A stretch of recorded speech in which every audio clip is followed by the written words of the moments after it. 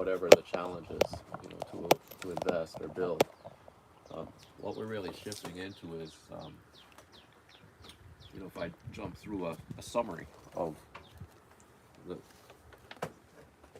aspects of this work, is we want to bring this awareness to understand when we're actually living in the emotions of stress versus living in the emotions of creation. And that's where the possibilities are, right? Because when we're under stress, there's three types of stress. There's physical stress, when we're sick. There's chemical stress and then there's environmental stress. And all of the stresses have the same effect on our body. It puts us into survival mode, fight or flight mode. Yes? So what's the chemical stress and then the last one? There's physical stress. Right. Okay. There's chemical stress. So what things in our food. Oh, really? Yeah. Okay. So yeah, this stuff like sugar. Okay. Yeah. Nicotine. Okay, I got it. So then the last one is even the prescription drugs. Yeah. And the side effects. Right. And then the last one is environmental stress. Okay. So heat, having a boss, sound, and anything in environment. The cars driving by, Yeah. why we move, because the guys came to cut the trees, and then the sun, and so being greater than our environment today meant actually coming over here instead of sitting on the porch. Yeah. Yeah. There's more oxygen here. More oxygen here. Yeah. Right? And so the important things about recognizing all organisms are designed to handle stress, but the stress response in our bodies is really for 90 seconds to 3 minutes. That's called a refractory period. Anything after 3 minutes is now us replaying that thought, and so now we're reliving the event. And to our body, the body is so obedient, we're going to believe the thought as if we're reliving the event. And so now, if we do that for a short time, that's called a mood. And you'll hear people say, I'm in a bad mood. But if we keep doing that for hours or days or weeks, now it starts to become a temperament. And then if we continue to do that for months or years, it's now become a part of our personality. And now it's really hard to change. Right? And Excuse me. yes. There's just one part I just want to really clarify early on stress. He's mentioning stress. To understand that not all stress is bad. Everything is stress, and there's always good stress and there's bad stress. Absolutely. And so it's important not to just take it as like, oh, it's bad, because likewise, as you're saying, even for the bad thing we don't want to hold, but whereas something's good, very good stress, you want to be able to acknowledge that feeling and go back to that place as well. So, and it's making the choice which one is easier. Okay, how do you want to feel when you get up in the morning? You have a choice. Do you want to feel bad and complain each morning, or do you want to feel bad and be good in the morning?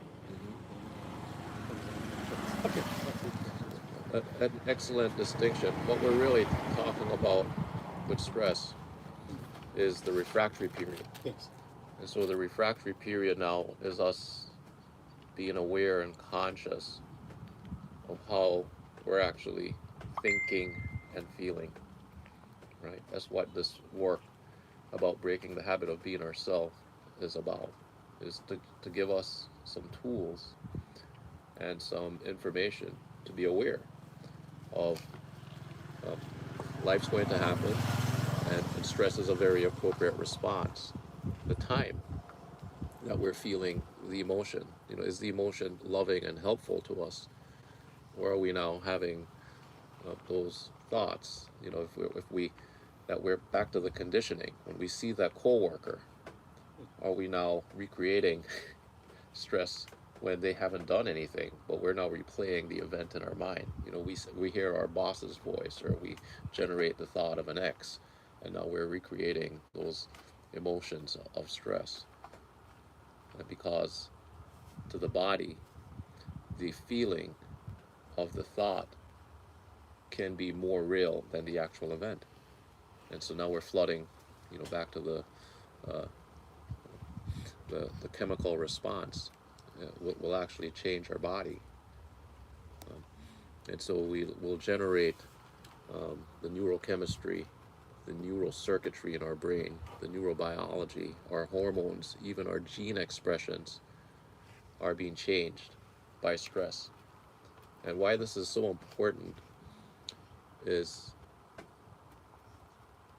I think we all generally believe the thoughts of stress can trigger the thoughts of will actually trigger the gene expression for diseases. Yes? And so does it stand to reason if our thoughts can make us sick, our very same thoughts could help us heal?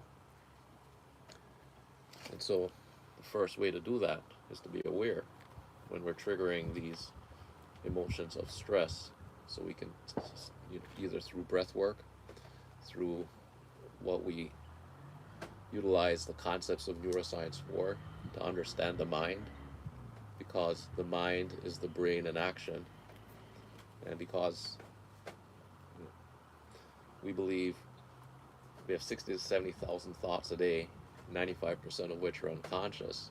If we start to use the part of our brain, the part of our neocortex called the frontal lobe, that begins to give us awareness. So the frontal lobe is the gift to humanity. It's the part of our neocortex that gives us the executive thinking. It's the CEO of the brain. It's the conductor of the orchestra. And so as soon as we think about what it feels like to be happy, think about what it feels like to be a successful leader, to be in a great relationship, then the neocortex, the frontal lobe will start to access everything in our memory, and then that feeling also becomes real. And so the formula for change, not to be in the familiar past, not to be in the predictable future, takes intentional awareness and energy. And so the thing about the brain is when we're in our analytical brain, that's our neocortex. To really go into the subconscious, we have to be aware and not judge, but to be aware of how we're thinking. So we're actually thinking about our thinking. We actually become conscious about our subconscious. And the way we do that is we utilize mental rehearsal, which for thousands of years is what people know as meditation. And there have been cultures that have really mastered different approaches to this. And what we're looking at now is how by having some guided meditations, you can help people access this much more quickly by becoming not only aware of the thought, right? If we go back to this model, it's both having a new thought here, to have a very clear intention, but in this work, because of the power of our subconscious, it's critical that we also have that new feeling that supports that thought. And we refer to that as having a specific intention with an elevated emotion. And that's why positive thinking by itself isn't effective. Because it's the 5% of the conscious mind fighting 95% of the unconscious mind. So it takes both the thought and the feeling. And now we begin to have that image of the future. So we have the image with the emotion. And so we're giving ourselves to the brain that stimulus and that response. So we're now actually conditioning our body for a taste of the future. And we actually feel what it feels like to be in that future before it even happens. Everybody understand? And so we're going from the model of change greater than time.